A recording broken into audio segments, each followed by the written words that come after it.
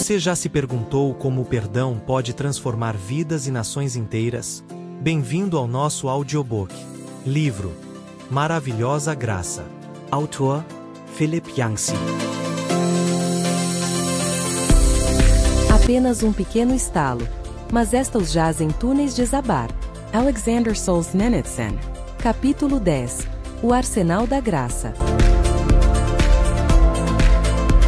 Walter Wink conta de dois pacifistas que visitaram um grupo de cristãos poloneses 10 anos depois do fim da Segunda Guerra Mundial. Vocês não gostariam de se encontrar com os cristãos da Alemanha Ocidental? Os pacifistas perguntaram.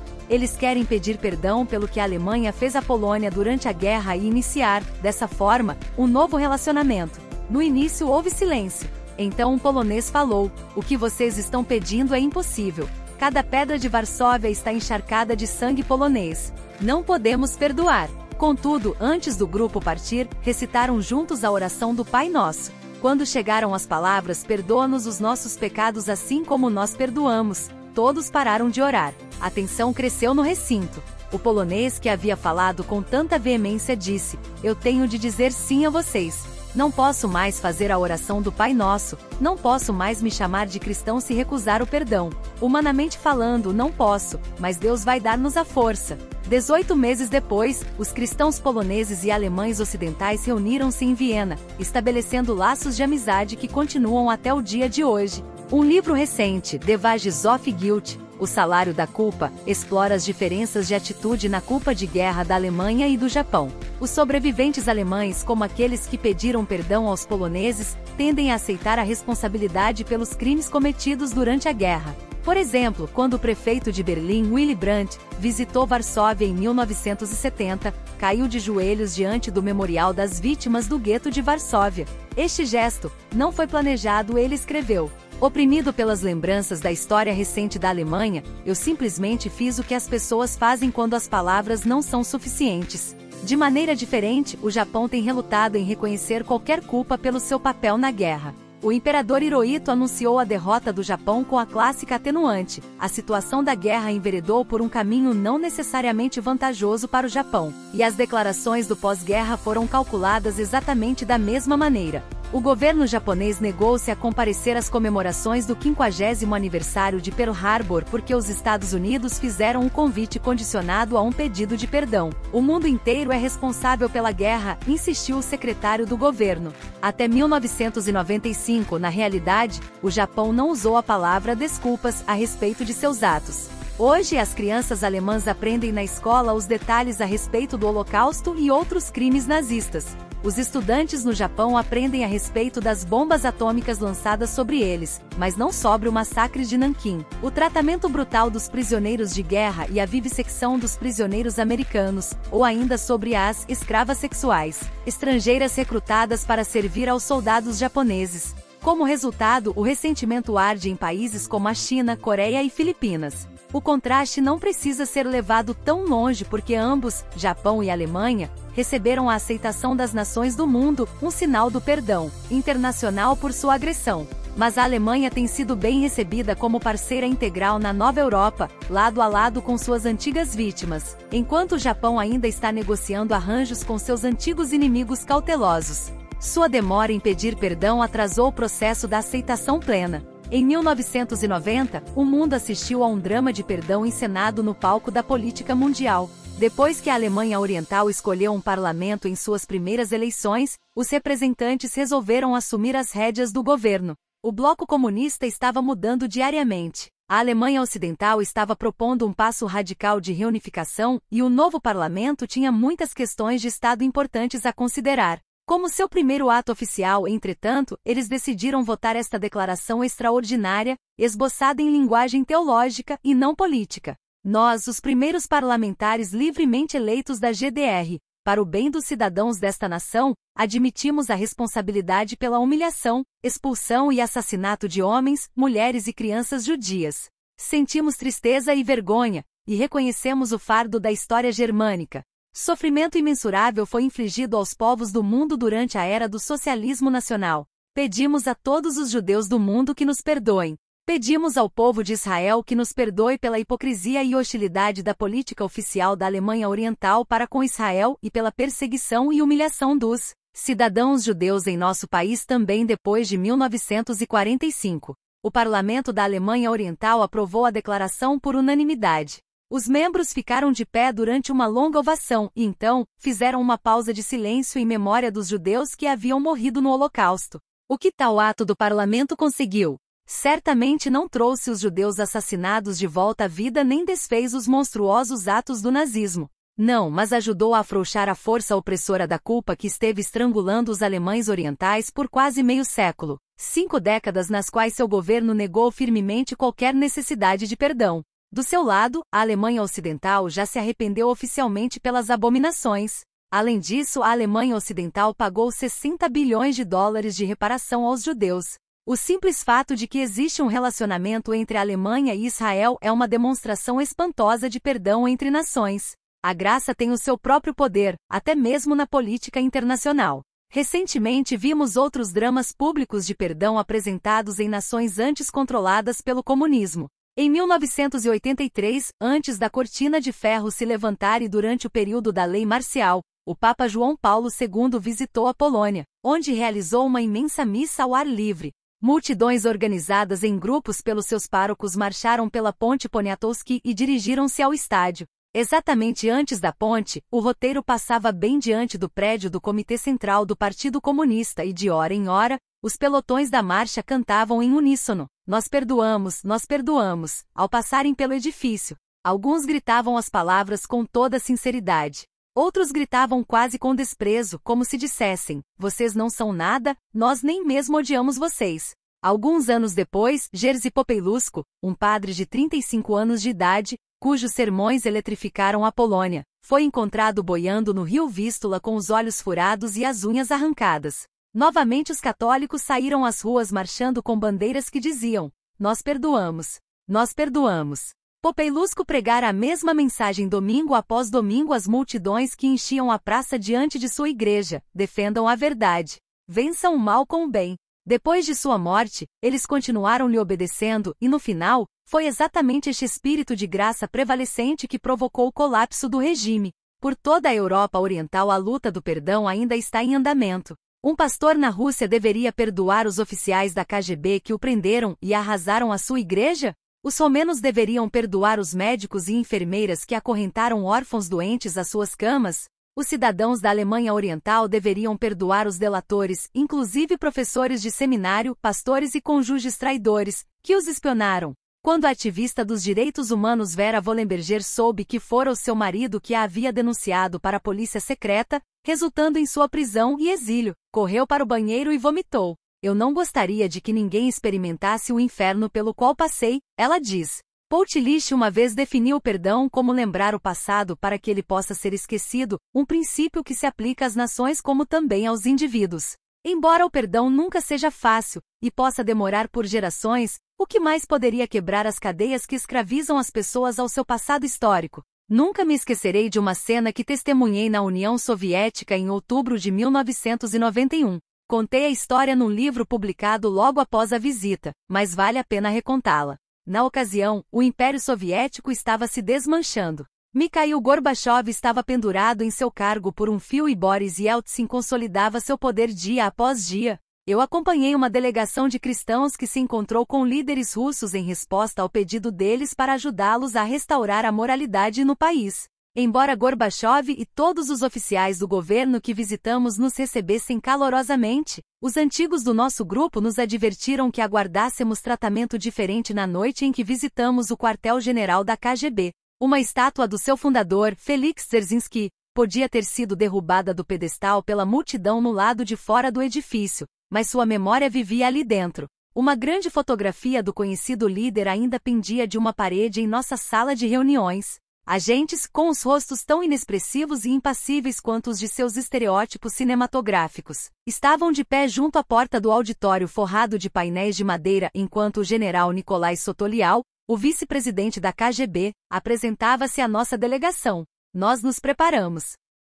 Encontrar-se com os senhores aqui esta noite, começou o general Sotolial, É uma mudança no enredo que não poderia ter sido concebida pelo mais louco escritor de ficção. Ele tinha razão. Em seguida, ele nos deixou perplexos dizendo: nós aqui na URSS, União das Repúblicas Socialistas Soviéticas, entendemos que com muita frequência fomos negligentes em aceitar os seguidores da fé cristã. Mas questões políticas não podem ser decididas até que haja sincero arrependimento, um retorno do povo à fé. Esta é a cruz que tenho de carregar. No estudo do ateísmo eficiente, há a ideia de que a religião divide o povo. Agora vemos o oposto. O amor a Deus apenas pode unir. Nossas cabeças giravam. Onde ele havia aprendido a frase carregar uma cruz?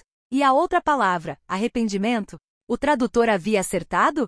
Lancei um olhar para Peter e Anita Deineka, banidos da Rússia há 13 anos por causa de sua obra cristã, agora mastigando biscoitos no quartel-general da KGB.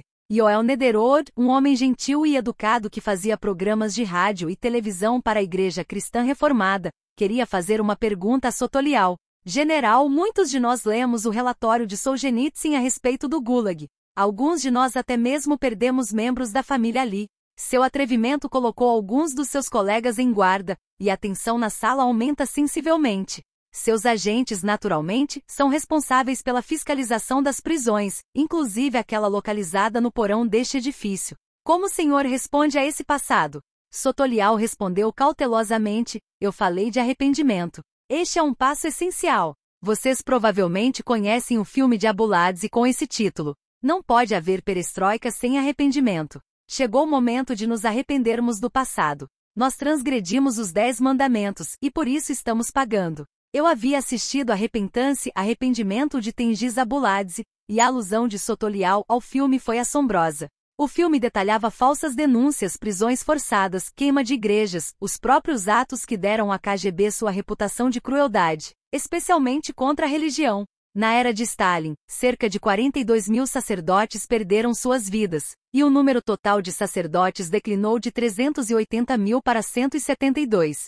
Cerca de 1.000 mosteiros, 60 seminários e 98% das igrejas ortodoxas foram fechadas. Repentance descreve as atrocidades do ponto de vista de uma cidade provinciana. Na cena mais pungente do filme, mulheres da vila rebuscam a lama de um depósito de madeiras inspecionando um carregamento de toras que havia acabado de descer o rio. Elas estão procurando mensagens de seus maridos que cortaram essas toras em um acampamento de prisioneiros. Uma mulher encontra as iniciais gravadas na casca e, chorando, acaricia ternamente a tora, seu único fio de conexão com o marido que ela não pode acariciar. O filme termina com uma camponesa pedindo o endereço de uma igreja.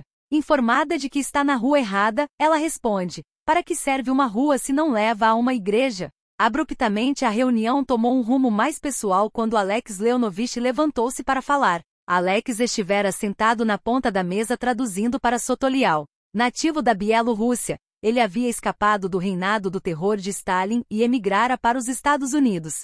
Durante 46 anos havia transmitido programas de rádio cristãos, às vezes com interferências para a sua terra natal. Ele conhecia pessoalmente muitos dos cristãos que foram torturados e perseguidos por sua fé. Para ele, estar traduzindo essa mensagem de reconciliação de um alto oficial da KGB era assustador e quase incompreensível. Alex, um homem corpulento com aparência de vovô, representa a velha guarda de guerreiros que oraram por mais de meio século para que houvesse mudanças na União Soviética. Essas mesmas mudanças que estávamos aparentemente testemunhando. Ele falou lentamente e com voz baixa ao general Sotolial. General, muitos membros de minha família sofreram por causa desta organização, disse Alex. Eu mesmo tive de sair do país que amava. Meu tio, que me era muito caro, foi para um campo de trabalhos forçados na Sibéria e nunca mais voltou. General, o senhor diz que se arrepende.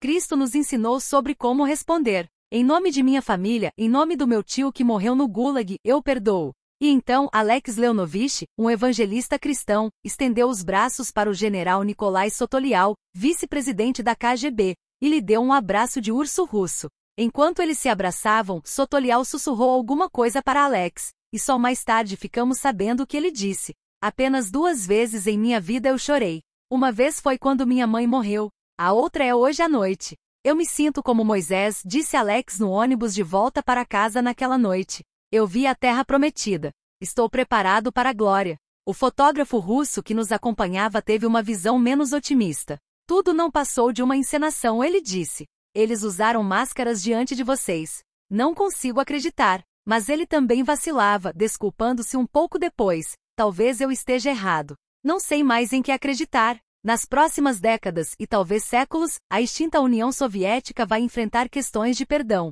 O Afeganistão, a Chechênia, a Armênia, a Ucrânia, a Letônia, a Lituânia, a Estônia, cada um desses estados tem ressentimentos contra o império que os dominava. Cada um deles vai questionar as motivações, como o fotógrafo que nos acompanhou ao quartel-general da KGB. Por bons motivos, os russos não confiam uns nos outros ou no seu governo. O passado deve ser lembrado antes de ser vencido. Mesmo assim, superar a história é possível, ainda que lenta e imperfeitamente. As cadeias da desgraça podem realmente quebrar-se com um estalo. Nós, nos Estados Unidos, experimentamos a reconciliação em escala nacional, arqui-inimigos na Segunda Guerra Mundial. A Alemanha e o Japão são agora nossos dois aliados mais leais. Ainda mais significativamente, e de relevância mais direta para lugares como a extinta União Soviética e a Iugoslávia, nós lutamos em uma sangrenta guerra civil que jogou família contra família e a nação contra si mesma. Fui criado em Atlanta, na Geórgia, onde as atitudes para com o general Sherman, que queimou Atlanta até os alicerces,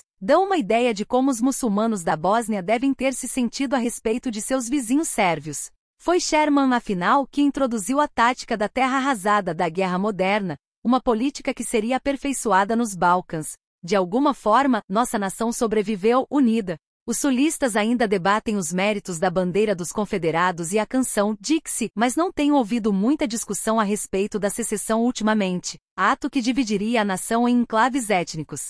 Ao contrário, 2 dos nossos recentes presidentes vieram de Arkansas e da Geórgia. Depois da Guerra Civil, políticos e conselheiros insistiram em que Abraham Lincoln punisse o Sul severamente por todo o derramamento de sangue que provocou. Eu não destruo meus inimigos quando os transformo em meus amigos, respondeu o presidente, que preferiu estabelecer um plano magnânimo de reconstrução. O espírito de Lincoln orientou a nação mesmo depois de sua morte, talvez o motivo central por que os Estados Unidos permaneceram assim. Ainda mais impressionantes são os passos para a reconciliação entre as raças negra e branca, uma das quais possuía a outra. Os efeitos duradouros do racismo provam que são precisos muitos anos e muito trabalho árduo para desfazer a injustiça. Ainda assim, cada passo que os afro-americanos dão na direção da participação como cidadãos implica um movimento na direção do perdão. Nem todos os negros perdoam e nem todos os brancos se arrependem. O racismo divide a nação profundamente. Mas compare nossa situação com o que aconteceu, digamos, na antiga Iugoslávia.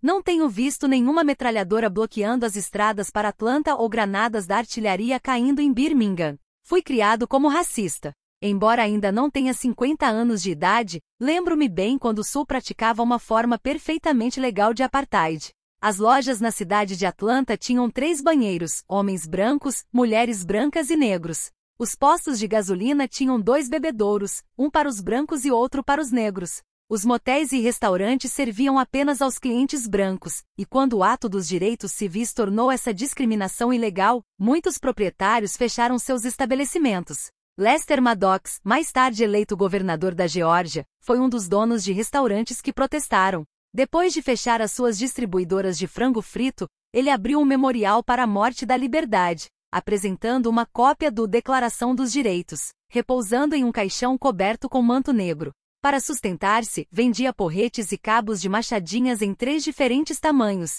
papai, mamãe e júnior, réplicas dos porretes utilizados para bater nos negros que faziam passeatas pelos direitos civis. Comprei um desses cabos de machados com o dinheiro que ganhei entregando jornais. Lester Maddox às vezes vinha à minha igreja, sua irmã era membro, e foi lá que fiquei conhecendo um fundamento teológico distorcido para o meu racismo. Na década de 60, a mesa diaconal da igreja mobilizou esquadrões de vigilância e aos domingos, eles se revezavam patrulhando as entradas para que nenhum negro viesse nos perturbar integrando-se a nós. Ainda tenho um dos cartões que os diáconos imprimiram para entregar a cada participante dos direitos civis que pudesse aparecer. Crendo que as motivações do seu grupo são dissimuladas e contrárias aos ensinamentos da Palavra de Deus, não podemos estender-lhe as boas-vindas e respeitosamente lhe pedimos que deixe o recinto. As Escrituras não ensinam a fraternidade dos homens e a paternidade de Deus. Ele é o Criador de todos, mas Pai apenas daqueles que foram regenerados.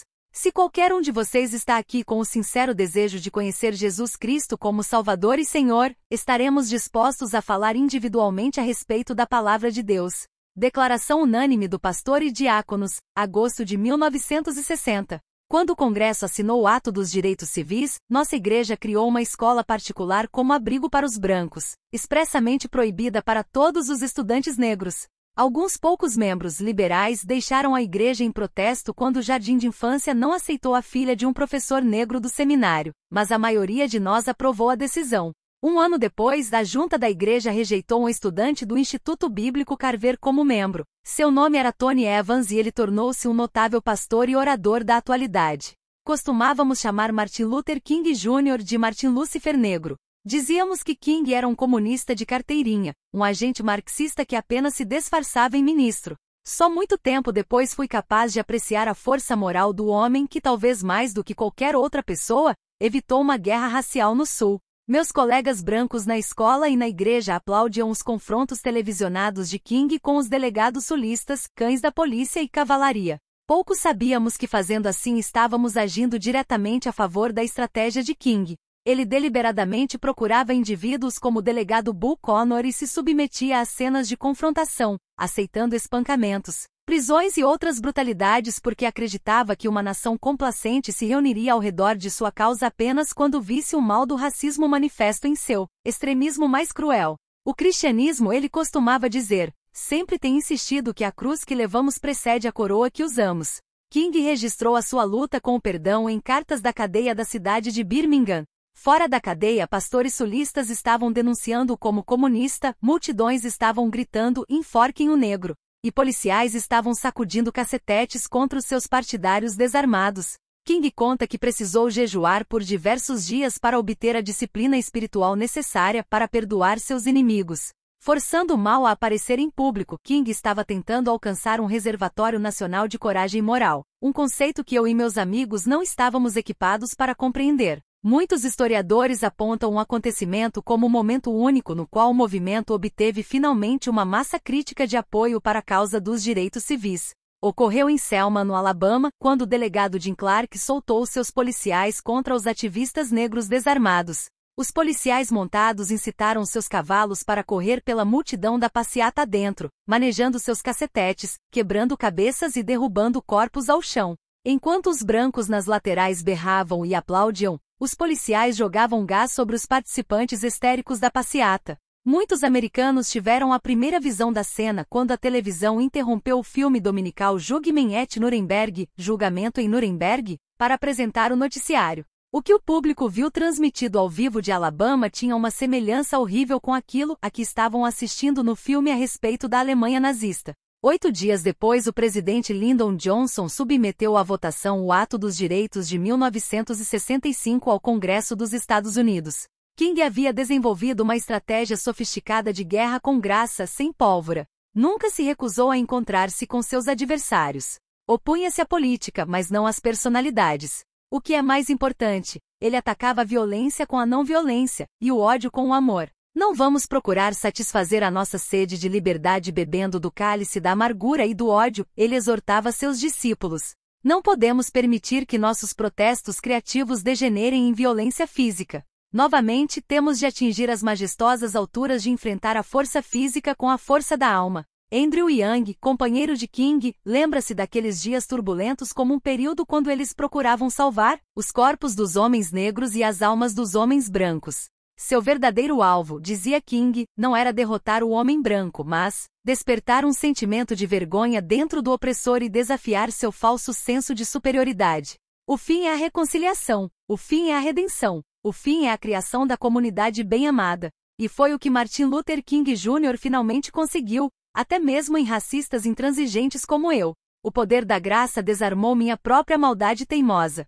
Hoje, quando olho para minha infância, sinto vergonha, remorso e também arrependimento. Levou anos para Deus quebrar minha armadura de racismo espalhafatoso. Fico imaginando se alguns de nós não dão vazão às suas formas mais sutis, e agora vejo esse pecado como um dos mais malignos, com talvez o maior impacto social. Ouço muitas conversas hoje a respeito da classe inferior e da crise na América urbana. Os técnicos culpam as drogas, o declínio dos valores, a pobreza e a derrocada do núcleo familiar. Fico me perguntando se todos esses problemas não seriam consequências de uma causa mais profunda subjacente, nosso pecado de racismo com séculos de idade. Apesar da radioatividade moral e social do racismo, de alguma forma a nação permaneceu unida, e as pessoas de todas as cores finalmente juntaram-se ao processo democrático, até mesmo no Sul. Já há alguns anos, Atlanta tem tido prefeitos afro-americanos. E em 1976, os americanos viram a cena extraordinária de George Wallace aparecendo diante da liderança negra do Alabama para desculpar-se pelo seu comportamento passado para com os negros, um pedido que ele repetiu na televisão.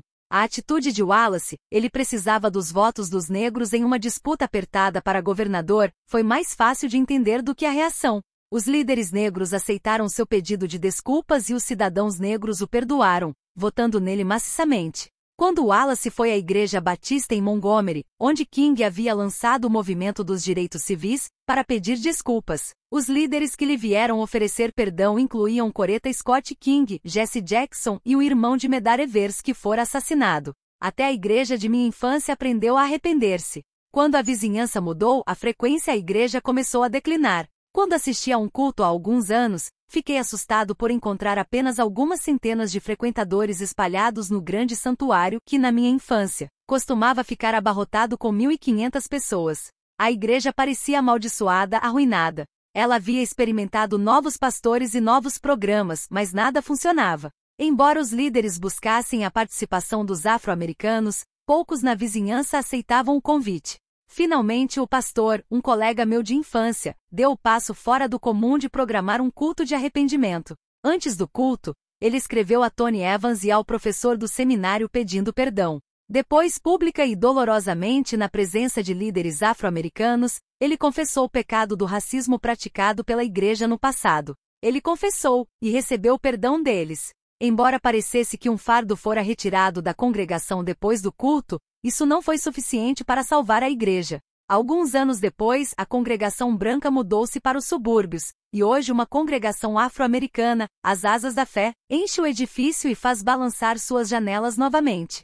Elton Trueblood observa que a imagem que Jesus usou para descrever o destino da igreja, as portas do inferno não prevalecerão contra ela, é uma metáfora de ataque, e não de defesa. Os cristãos estão bombardeando as portas e vão prevalecer. Não importa o que a igreja pareça em determinados pontos da história, as portas guardando os poderes do mal não vão permanecer contra um assalto da graça. Os jornais preferem fixar-se em guerras violentas, bombardeios em Israel e Londres, esquadrões da morte na América Latina, terrorismo na Índia, no Sri Lanka e na Argélia. Produzem imagens sombrias de rostos sangrentos e membros amputados que temos de enfrentar neste mais violento século de todos. E ainda assim ninguém pode negar o poder da graça.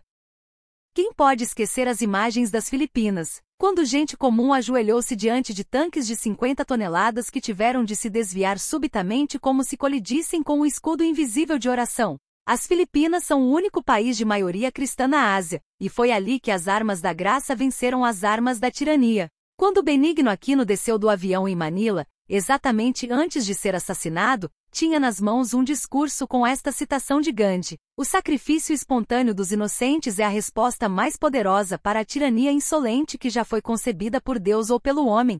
Aquino nunca teve oportunidade de fazer esse discurso, mas sua vida, e a de sua esposa, comprovaram aquelas palavras proféticas.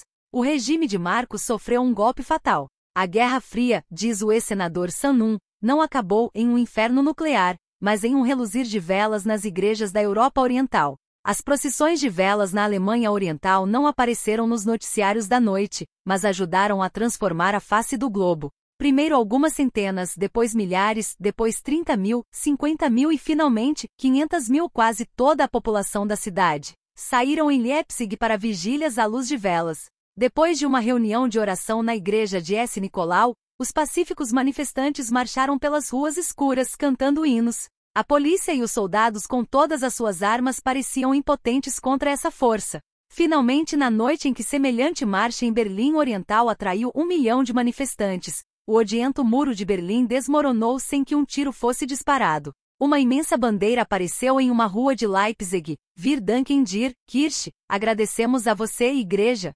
Como uma rajada de ar puro desfazendo nuvens estagnadas de poluição, a pacífica revolução espalhou-se por todo o globo. Apenas em 1989 10 nações, Polônia, Alemanha Oriental, Hungria, Checoslováquia, Bulgária, Romênia, Albânia, Iugoslávia, Mongólia e União Soviética, compreendendo 500 milhão de pessoas, experimentaram revoluções não violentas. Em muitos desses países, a minoria cristã executou papel crucial. A pergunta zombeteira de Stalin, quantas divisões de soldados tem o Papa? Recebeu resposta. Então, em 1994, veio a mais surpreendente revolução de todas, surpreendente porque quase todos esperavam derramamento de sangue. A África do Sul, entretanto, também foi o centro materno do protesto pacífico, pois foi onde Mohandas Gandhi, estudando Tolstói e o Sermão da Montanha, desenvolveu sua estratégia de não violência, que Martin Luther King Jr. mais tarde adotou. Com muita oportunidade para praticar, os sul-africanos aperfeiçoaram o uso das armas da graça. Walter Wink conta de uma mulher negra que estava caminhando pela rua com os filhos quando um homem branco cuspiu no seu rosto. Ela parou e disse, obrigada, e agora nas crianças. Estupefato, o homem não foi capaz de reagir. Em uma aldeia, mulheres negras sul-africanas subitamente se viram rodeadas por soldados com suas máquinas de terraplanagem. Os soldados anunciaram, por meio de um alto-falante, que os habitantes tinham 2 minutos para sair antes que a vila fosse arrasada. As mulheres não tinham armas e os homens da vila estavam no trabalho. Conhecendo a formação puritana dos africaneiros da igreja holandesa reformada da zona rural, as mulheres negras se colocaram na frente das máquinas e tiraram toda a roupa. Os policiais fugiram, e a vila continua de pé até o dia de hoje. As notícias nos jornais raramente mencionam o papel-chave que a fé cristã representou na Revolução Pacífica na África do Sul. Depois que um grupo de mediadores, liderado por Henry Kissinger, abandonou todas as esperanças de convencer o Partido Libertador Inkatha a participar das eleições, um diplomata cristão do Quênia encontrou-se secretamente com todos os diretores, orou com eles e ajudou-os a mudar de ideia. Uma bússola misteriosamente defeituosa no avião atrasou o voo, possibilitando este encontro crucial. Nelson Mandela quebrou a cadeia da ausência de graça quando emergiu de sua prisão de 26 anos com uma mensagem de perdão e reconciliação, e não de vingança. O próprio F.W. de Klerk, eleito pelas menores e mais restritamente calvinistas igrejas sul-africanas, sentiu o que mais tarde descreveu como um forte senso de chamado. Disse à sua congregação que Deus o chamava para salvar todo o povo da África do Sul, mesmo sabendo que isso significaria rejeição por parte de seu próprio povo. Líderes negros insistiram que de Klerk pedisse desculpas pelo apartheid racial. Ele se esquivou porque seu próprio pai estivera envolvido na implantação do sistema. Mas o bispo Desmond Tutu cria que era essencial que o processo da reconciliação na África do Sul começasse com perdão, e ele não cederia. De acordo com Tutu, podemos ensinar uma lição ao mundo, ao povo da Bósnia, Ruanda e Burundi, estamos prontos a perdoar. Finalmente de Klerk pediu perdão. Agora que a maioria negra tem o poder político, estão formalmente considerando questões de perdão. O ministro da Justiça parece muito teológico quando formula um plano de ação. Ninguém pode perdoar em lugar das vítimas, ele diz. Elas próprias têm de perdoar pessoalmente. E ninguém pode perdoar sem plena divulgação. O que aconteceu e quem fez o que tem de ser primeiramente revelado. Além disso, aqueles que cometeram atrocidades têm de concordar em pedir perdão antes que este seja concebido. Passo a passo, os sul-africanos estão se lembrando do seu passado a fim de perdoá-lo. O perdão não é fácil nem bem definido, como os sul-africanos estão descobrindo. O Papa pode perdoar quem tentou assassiná-lo, mas não pode pedir que o soltem da cadeia. Pode-se perdoar os alemães, porém colocando restrições nos seus exércitos. Perdoa-se um estuprador de crianças, mantendo-o no entanto afastado de suas vítimas. Perdoa-se o racismo, contudo reforçam-se as leis para evitar que seja praticado novamente. As nações que buscam o perdão em toda a sua complexidade podem pelo menos evitar as consequências horríveis da alternativa, a falta de perdão. Em vez de cenas de massacre e guerra civil, o mundo alegrou-se à vista dos negros sul-africanos em longas filas que, em alguns casos, se estendiam por mais de 1,5 km, dançando de júbilo por sua primeira oportunidade de votar. Considerando que o perdão vai contra a natureza humana, ele deve ser ensinado e praticado, como se pratica qualquer arte difícil. O perdão não é simplesmente um ato ocasional, é uma atitude permanente, disse Martin Luther King Jr. Que presente maior os cristãos poderiam dar ao mundo do que a formação de uma cultura que preserva a graça e o perdão? Os beneditinos, por exemplo, têm um comovente culto de perdão e reconciliação. Depois de dar instruções da Bíblia, os líderes pedem a cada presente que identifique questões que exigem perdão. Os participantes mergulham então as mãos em uma grande vasilha de cristal com água, segurando o ressentimento nas mãos em concha. Enquanto oram por graça para perdoar, gradualmente suas mãos se abrem para simbolicamente soltar o ressentimento. Encenar uma cerimônia como está com todo o corpo, diz Bruce Demarest, um participante, tem mais poder transformador do que simplesmente anunciar as palavras "eu perdoo". Que impacto seria se negros e brancos na África do Sul ou nos Estados Unidos mergulhassem suas mãos repetidas vezes em uma vasilha comum de perdão? Em seu livro The Prisoner and the Bomb, É o Prisioneiro e a Bomba, Lawrence van der Post narra a miséria de suas experiências no tempo da guerra em um campo japonês para prisioneiros em Java. Nesse lugar tão pouco propício, ele concluiu: a única esperança para o futuro estava na atitude abrangente do perdão das pessoas que foram nossas inimigas. O perdão, minha experiência na prisão me ensinou, não era mero sentimentalismo religioso, era uma lei fundamental do espírito humano, como a lei da gravidade. Se alguém transgride a lei da gravidade, quebra o pescoço. Se alguém transgride a lei do perdão, inflige um ferimento mortal ao espírito e se torna novamente um membro da cadeia de prisioneiros da mera causa e efeito da qual a vida tem lutado para escapar tão dolorosamente e há tanto tempo.